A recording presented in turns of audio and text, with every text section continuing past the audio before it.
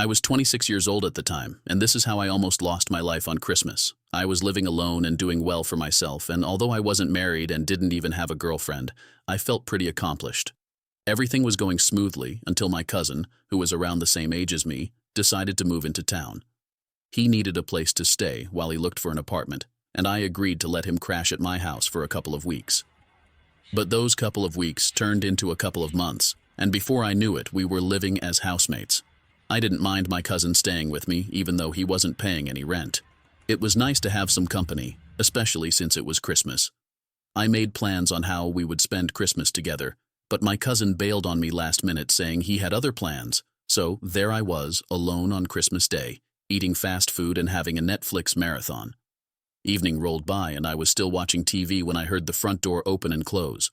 I didn't think much of it because I assumed it was my cousin. I also heard someone climbing the stairs and opening a door upstairs. After a few minutes, I heard footsteps coming down the stairs and the living room door open and shut. Even though I was puzzled as to why my cousin would come home without saying hello to me, I didn't think much of it. I was just drifting off to sleep on the couch when I got a call from my cousin saying he won't be back till the following day. I asked him why he didn't inform me of that when he stormed into the house earlier, and to my surprise, he told me he had never been home since that morning. I accused him of pulling a prank, but he insisted that he was being serious. I hung up, wondering who could have walked into the house while I was in the living room. I decided it must have been one of my cousin's girlfriends, as he was a playboy and had had a couple of girls over. It made me feel very uneasy to think that a random person just walked into my house. I made sure all the windows and doors were locked and went to bed. I had slept for what seemed like a couple of hours when I was awoken by choking fumes and the strong smell of gasoline. I jumped out of bed and ran to the window. I saw my car on fire, and a few moments later realized that the house was surrounded by fire. The flames were growing rapidly, surrounding the house on all sides. I ran downstairs, trying to find a way to escape, but all the doors were somehow jammed from the outside. It was not possible to escape through the windows because they were protected by strong iron bars. I ran back up to my bedroom to grab my phone and call 911. I gave them my address and told them I was trapped in my house that was on fire. The 911 operator calmly assured me that the firefighters were on their way and instructed me to close my room door and stuff the cracks with wet towels. Minutes ticked by and the fire was spreading quickly. I was terrified that I would be burnt alive. I fell to my knees and did the only thing I could think of at that moment: pray. I whispered a prayer, begging God to save me. Several minutes later, I heard the sirens of the fire truck as they arrived to rescue me and tried to put the fire out. The person behind the fire was one of my cousin's ex-girlfriends and her crazy brother. My cousin had cheated on her and broken up with her before he moved into town.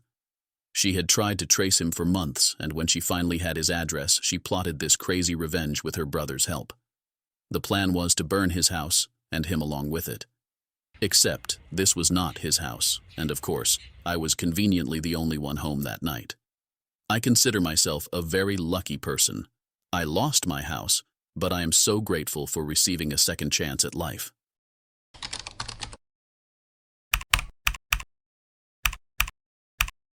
As a 35-year-old Japanese female who grew up in America with my immigrant parents, Christmas was not really a tradition for us. So on Christmas every year, our house remained a pocket of quiet against the festivity that enveloped the neighborhood. This horrible incident happened years ago. I was living alone at the time, and I had just moved into the house a few weeks before, so I wasn't expecting any visitors. It was a small, quiet neighborhood, and I chose to live here because I really wanted some solitude. On the night of Christmas, I was in the kitchen, stirring a pot of spaghetti sauce on the stove, when I heard a knock at the door. I wiped my hands on a dish towel and made my way to the front door. When I opened the door, I was surprised to find no one there, just a small package on the doorstep. I mean, it was nice to receive gifts on Christmas, but I hadn't really given anyone my new address. I hesitated for a moment, wondering if I should leave it there or bring it inside. But my curiosity got the better of me, and I picked it up, turning it over in my hands. It was a plain brown package with no return address or markings of any kind. I tore open the package to see what was inside. I found a tiny baby doll, like the ones you could get at Walmart, and a strange note that read, "Roses are red, violets are blue. Maybe today will be the end of you." I was confused and a little alarmed, wondering who could have left this at my door and why, just as I was about to toss the package in the trash. I heard another knock at the door. This time it was my neighbor, Mrs. Jenkins. She said she saw a strange man lurking around my house and wanted to make sure I was okay. I told her about the strange package and note, and she acted shocked and offered to come in and have a look. I let her into my house and pointed at the kitchen counter where the opened package was. She carefully examined the package and the note and told me I had to call the police to report this. I immediately called the police and explained the situation. They promised to send someone over as soon as possible to investigate. Mrs. Jenkins offered to wait with me until the police arrived. After a few minutes, there was a knock on the door, and when I answered it, I was surprised to see Mrs. Jenkins's son, Greg. I had never really liked him. He was in his mid-40s and still lived with his mother, which I found a little odd. The day after I moved in, he walked up to me on my porch and made advances towards me. I politely declined, but he seemed unable to take no for an answer. He would approach me randomly, asking me to go out on a date with him. His persistence made me feel extremely uncomfortable and uneasy, and one day, I snapped and yelled at him to stay away from me. I hardly ever saw him around until now. He told me he had heard about the strange package and was there to make sure I was okay. I thanked him for his concern and told him the police were on their way. He simply nodded and walked away. I watched as he turned and walked back to his own house, wondering how he had found out about the strange package that I discovered literally minutes ago. Just then, the police arrived. They examined the evidence carefully and assured me that they would do their best to get to the bottom of the mystery. They advised me to always lock my doors and report any suspicious activity. After the police and Mrs. Jenkins left, I went back to the kitchen to have my dinner. My spaghetti had already gone cold, so I reheated it and sat down to eat. As I took my first bite, I noticed that it tasted a little off. I shrugged it off and continued eating, thinking it was just my imagination. But as I was almost done with my meal, I suddenly felt a sharp pain in my stomach. It was the most painful stomach upset I had ever experienced in my life, and I felt like I was going to die. Panicked, I stumbled to the bathroom and dry-heaved over the toilet, my whole body trembling. My stomach cramped and twisted, and it felt like someone was strongly pulling at my intestines. I grabbed my phone and dialed 911, explaining the situation and asking for an ambulance to be sent to my house. When the paramedics arrived, they rushed me to the hospital, where I was immediately admitted to the emergency room. It wasn't until the results of the lab tests came back from the spaghetti I had eaten that night that the truth was revealed. Someone had poisoned my food. And as I lay in the hospital bed, feeling weak and like my insides had been torn into pieces, I went over the events of that night, and then the realization hit me like a punch in the gut. Mrs. Jenkins had poisoned my food while I was distracted by her son's knock at the door. The strange package was all a hoax to get into my apartment to poison me.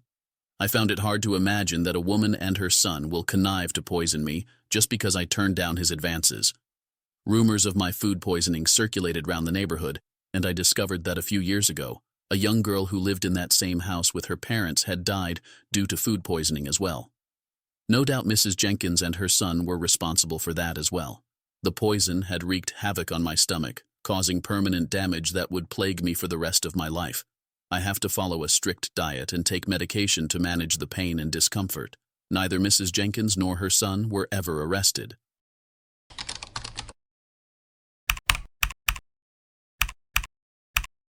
I am a 24-year-old woman, and I still remember this incident that happened when I was 14 years old, living in an apartment building with my mom and kid sister, who was 12 at the time. The apartment building was located in a not-so-busy urban area, with a couple of grocery stores and a restaurant within walking distance. It had a small, fenced-in courtyard in the back, but it was mostly just used for trash bins and bike storage. My mom was a single mother who waited tables to make ends meet. Though she was able to provide our basic needs, she wasn't the best at taking care of us. In fact, she was selfish and neglectful, often leaving us to fend for ourselves. Christmas was not very exciting for me. We had been living in the same apartment building for years, and every Christmas we would see our neighbors' kids decorating their Christmas trees and having so much fun, but we never did. The neighbors were friendly and sometimes tried to invite us, but my mom would never let us go. On this particular Christmas Eve, my mom gave my sister and I $5 to go to the store and get some cookies. As my sister and I were heading to the store, we met our creepy neighbor, who also happened to be my mom's new boyfriend.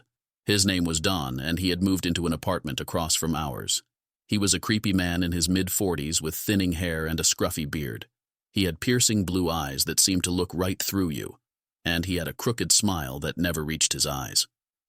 A few days after he moved in was Mother's Day. This creepy neighbor, Don, showed up at our apartment, ringing the doorbell with a bouquet of flowers and a box of chocolates in hand.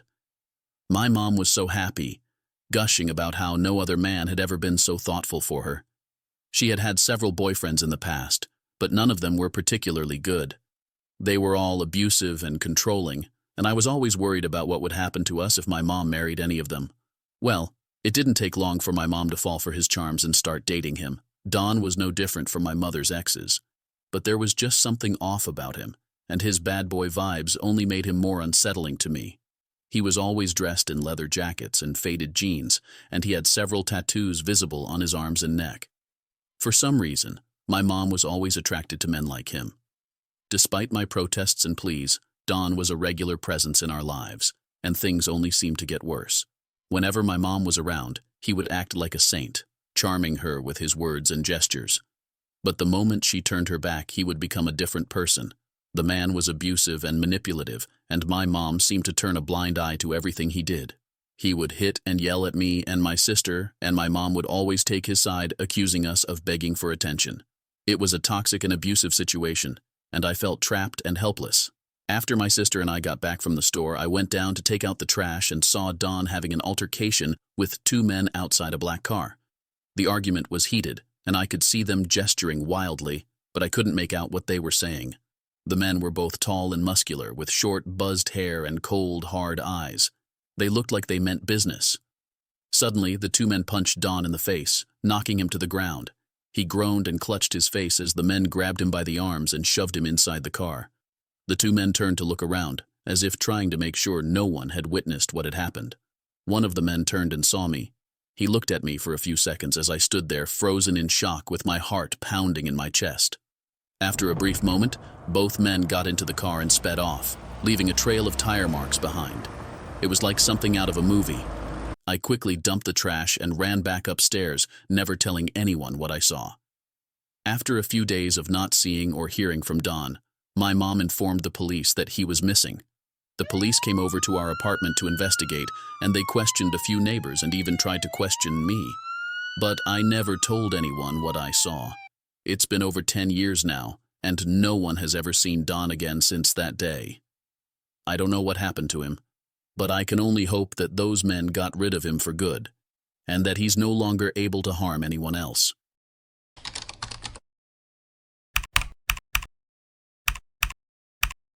This happened quite some years back. It was back in December 2015. It was Christmas, and my family and I were driving home from church. I, unlike my family, found the whole church thing a bit boring and unnecessary and just wanted to go home, so the drive back home seemed to never end. On top of that, my little sister was constantly moaning because my older brother was teasing her. It felt like the longest drive ever. After about 10 minutes of driving, my dad stopped at a gas station to get some cigarettes. Everyone else just went inside with my dad, but I stayed in the car. Once they all left, I just sat and scrolled through my phone. I looked at the time and saw that 10 minutes had passed, so I began to wonder what could take them so long. As soon as I looked out of the car window, I saw a man sitting in a car next to ours, just looking at me. The man startled me as I didn't know how long he had been watching. What made it even worse is that he had a blank expression. It was hard to make out any features as it was pretty dark. He looked to be middle-aged. Once he saw me notice him, he just kept looking at me from his car, and I'd be lying to you if I said I wasn't scared. Luckily, my dad came back with the rest of the family. My dad apologized and told me the queue had been long and a person in front of them started an argument with the cashier. I didn't care. I was just glad that my dad was with me. I took another glance at the man, and he was still staring, but this time he had an annoyed look on his face. We drove off, and for the rest of the car ride, I couldn't stop thinking about that man. This wouldn't have been too bad if it had ended there, but it didn't. As we had driven only 5 more minutes and had made a turn from the city to drive home using the country road, This car drove reckless by us at high speed. It then switched lane, so it was now driving in front of us and started to slow down its speed, which made my dad abruptly hit the brakes and causing us to spin around on the road. My mom, a tiny woman who is only 5 feet tall and weighs around 100 pounds, got so mad she opened the car door and approached the other car, yanked up the door and started yelling at the person. She was furious. The person in the other car stepped out of the car. And to my surprise, it was the same man who was staring at me at the gas station. My dad had rolled his window down so he could listen to what they talked about. As my mom kept yelling at him, he just apologized again and again.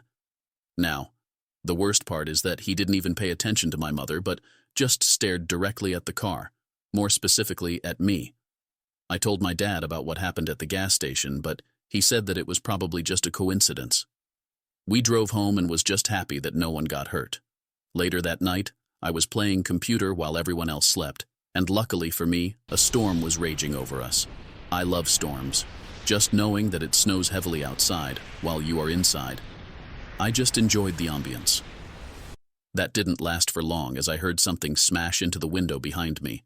I got so scared that it made me jump. I thought a bird had just smashed into the window, but that wasn't it. I parted the blinds to see a round white mark of a snowball on the window, and what I saw next haunted me.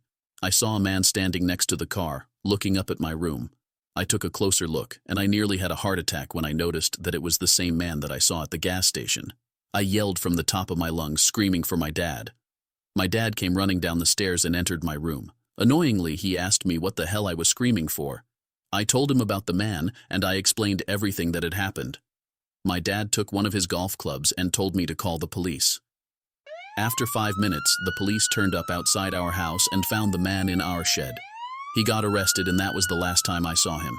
The next day, my dad inspected the house, and we found the handle of our back door had been damaged, but not completely broken. Whenever I think about that, I get this feeling that if he actually managed to get in, he could have harmed us or possibly killed us.